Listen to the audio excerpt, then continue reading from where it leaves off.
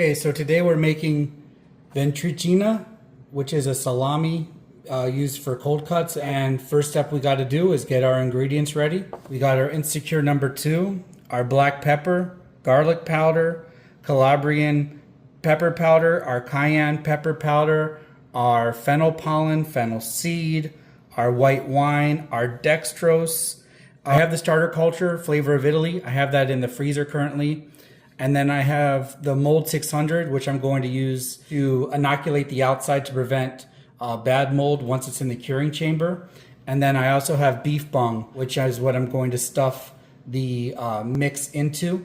I didn't know how much meat to prepare for that, so I Googled it. And it says it'll hold about 10 pounds, so we're going to make 10 pounds of this mix. And so that's 4.536 kilograms. You go to Two Guys in a Cooler website, you enter the amount, and it'll automatically calculate all of the ingredients you need so you can measure them out and you'll be ready to go. I'm going to start cutting up the pork, weigh that out, season it, and we'll go from there. Okay, so I'm going to be cubing up this meat. I'm going to weigh out 10 pounds of it, and then I'm going to put it in the freezer so it can cool off below 34 degrees so it's easier to grind. And I'm going to grind it with this kidney plate to give it a very coarse chop, which is how this salami is traditionally made. Okay, meat's been chopped up and I'm going to put it in the freezer. You might be asking yourself, what is beef bung? It's the appendix of a cow. So it's just like a very big inedible casing. And we're going to use this to stuff the salami in. And once it's done, we will peel it off of the salami for storage. But this is what beef bung is. Okay, now it's time to start grinding. You need to keep everything cold, so I put the grinder housing and auger in the freezer beforehand because all of this grinding will create a lot of heat from friction. And after going through the grinder, it's time to go back into the fridge to cool off. During that time, I'll mix up the culture for the fermenting, the Flavor of Italy. Okay, the meat has finished chilling, so I'm going to mix in the Flavor of Italy right here into the meat.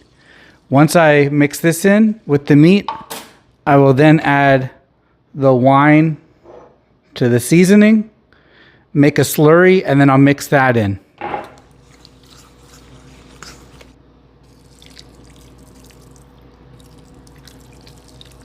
Now it's time to start mixing everything together to get proper protein extraction.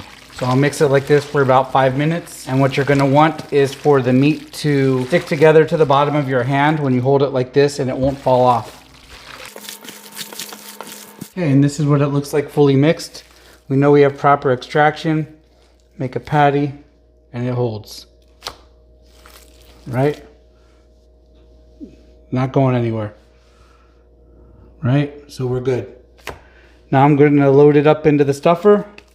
We'll load the bung up on the horn, and we'll stuff it. Okay, it's time to take out the beef bung, rinse it, and then load it onto the horn.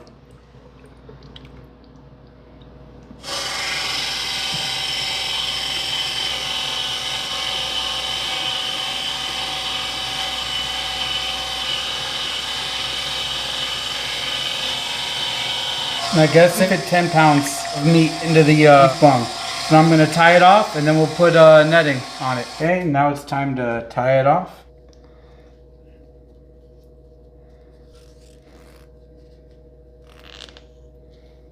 Okay, and then we'll just pop it. Get rid of the air pockets. Okay, so I have this roll of netting. I'm going to take a length off. You know, the length of the salami. I'm going to get the netting onto it, and then we will brush it with the mold, wrap it in saran wrap so we can keep it at a very high humidity. And then I'm just going to place it in the oven off, but just to maintain a very moderate temperature of about 74, 75 degrees so it can ferment for the next 18 to 24 hours. Okay, so that netting was a nightmare. So I ended up just trussing it with cotton twine, and we'll see how that holds up.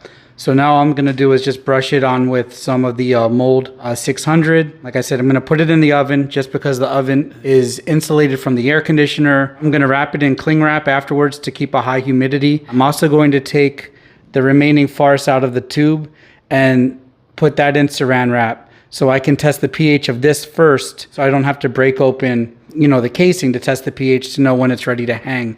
And I'm looking between, if I remember correctly, 4.9 to 5.3 pH.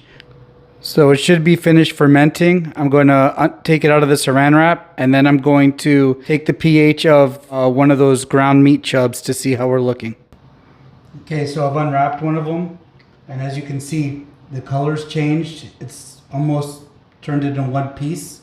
And I have the pH tester right here, so we'll take a sample.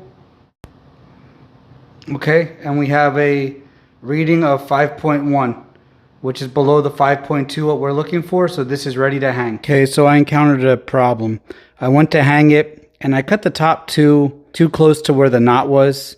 I didn't leave enough slack. I should have probably done a loop and then tied the string around it. I didn't.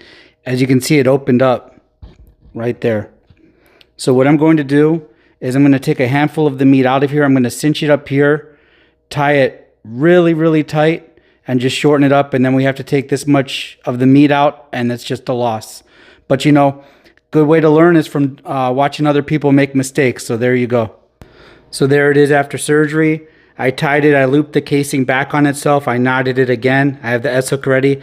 I also weighed all of the meat that I removed so I can subtract that from the start so I know what our finish weight should be. We're looking for 40%, but that's probably be in about 2 months, and we're going to take the 6 months, so I'm not too concerned. That's what Eric from Two Guys in a Cooler recommends, and in Eric I trust.